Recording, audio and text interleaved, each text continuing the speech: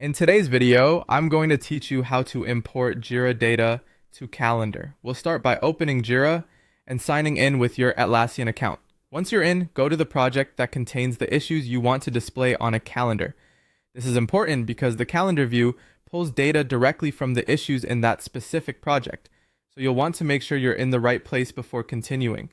Next, look over at the project sidebar and click Calendar if that option is available in your project. If you don't see a calendar tab, that usually means your Jira plan or project configuration doesn't currently support this feature. In that case, you may need to check with your administrator before moving forward. Once the calendar view is open, choose the date field you want Jira to use. Common options include due date or start date, depending on how your team manages work. This step matters because the calendar can only show issues that have a usable date attached to them. If needed, you can also apply filters so only certain issues appear. That can be helpful if you want to focus on one assignee, one sprint, or a specific type of task. After that, open the calendar options and look for a way to export or copy the calendar feed.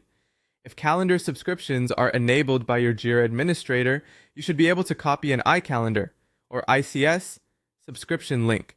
This link is what lets another calendar app stay connected to your Jira calendar data. Now switch to your preferred calendar app and subscribe to that ICS link.